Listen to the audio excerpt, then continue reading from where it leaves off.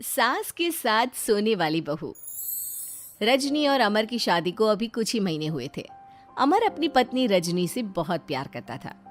शुरू के कुछ दिन तो सब कुछ ठीक ठाक चलता रहा, लेकिन फिर छोटी छोटी बातों पर अमर और रजनी का झगड़ा होने लगा।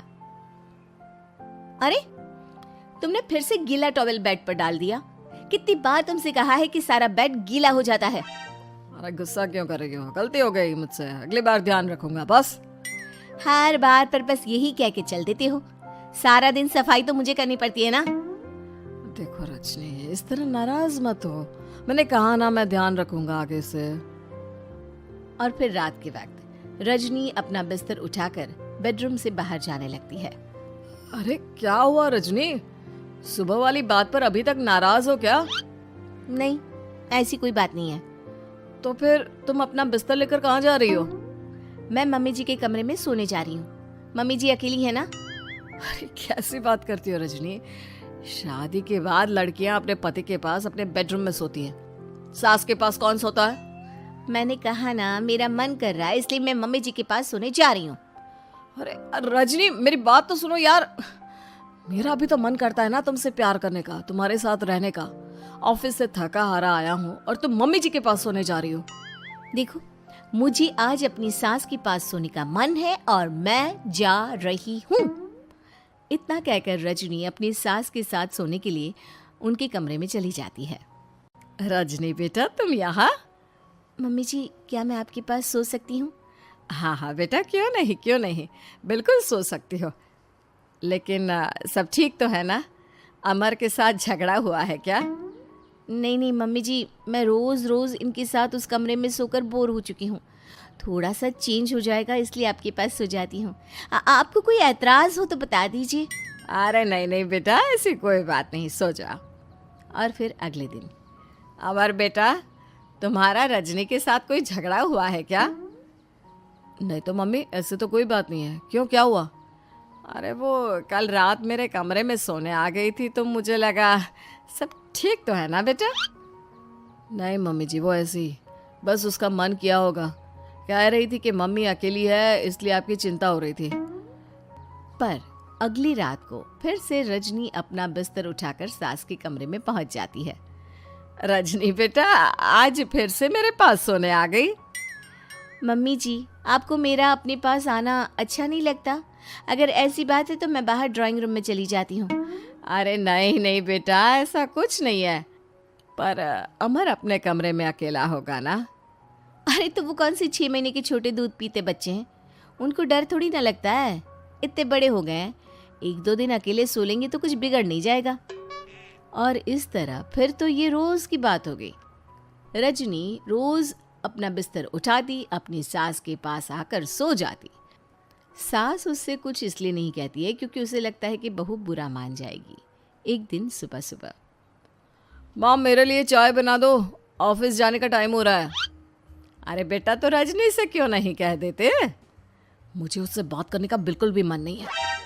अरे आखिर क्या बात है बेटा, तुम इतने उदास क्यों लग रहे हो? देखो ना माँ, आजकल रजनी का बिहेवियर मुझे कुछ समझ में नहीं आ रहा। रोज रात को आपके पास आकर सो जाती है। अगर उसे मेरी परवाह नहीं तो मुझे भी कोई फर्क नहीं पड़ता। अमर गुस्से में ही घर से ऑफिस चला जाता है।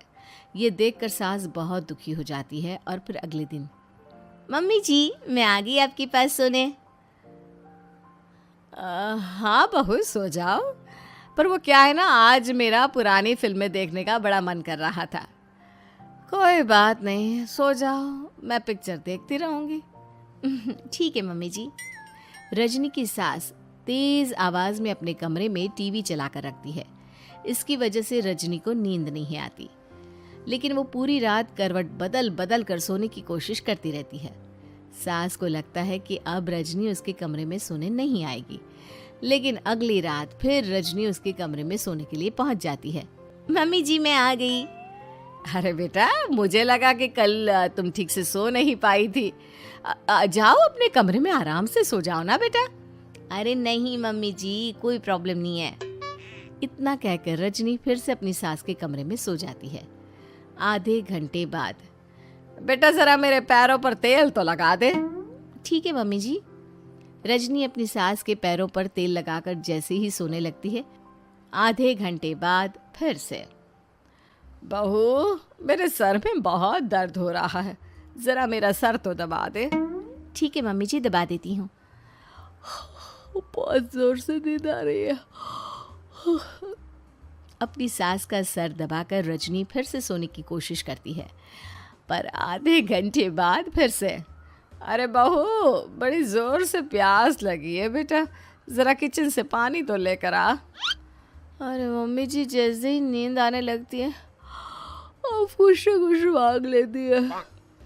रजनी चुपचाप जाकर किचन से पानी लेकर आती है। इस तरह रजनी की सास पूरी रात हर आधे आधे घंटे पर उसे किसी न किसी बहाने से जगाती रहती है। रजनी परेशान हो जाती है। सास को लगता है कि इस बार वो उसके कमरे में सोने के लिए बिल्कुल नहीं आएगी, लेकिन अगली रात फिर से रजनी वहाँ पहुँच जाती है। मम्मी जी, आज मैंने आपकी दवाई, पानी सब कुछ लाकर रख दिया है।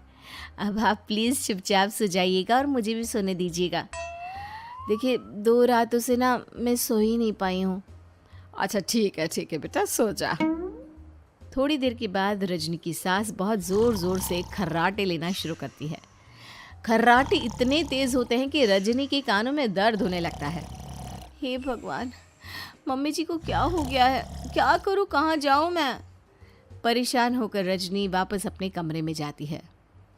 रजनी, आज तो बहुत दिनों के बाद अपने बेडरूम में सोने आई हो। आ जाओ। वैसे भी तुम्हारे बिना मेरा मन नहीं लगता। क्या करती, तुम्हारी मम्मी के खर्राटों ने तो मेरी नींद उड़ा कर रखी है। अब मुझे यहीं पर सोना पड़ेगा। अगली सुबह। अरे रजनी बेटा, रात को कहाँ चली गई थी? मैं तुम्हें कितना ढूंढ रही थी, मैं तो डर ही गई थी। मेरी बहू न जाने कहाँ चली गई। कहाँ जाती मम्मी जी, अपने कमरे में गई थी। और आजकल ना आप मुझे जानबूझकर बहुत परेशान करती हैं। अगर मुझसे कोई गलती हो गई हो तो सीधे सीधे क्यों नहीं कह रही हैं? 3 रात हो गई है, मुझे ठीक से नींद भी नहीं आती।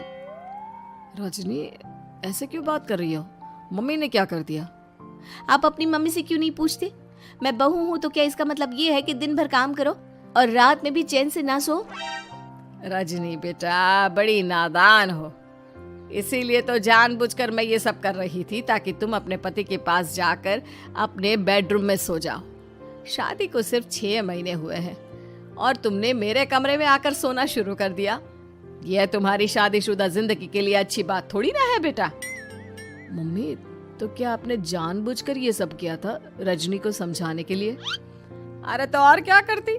दुनिया की पहली बहू है ये, जो पति को छोड़कर सास के साथ सोने चली थी। इसीलिए मुझे इसके लिए थोड़ा बुरा बनना पड़ा।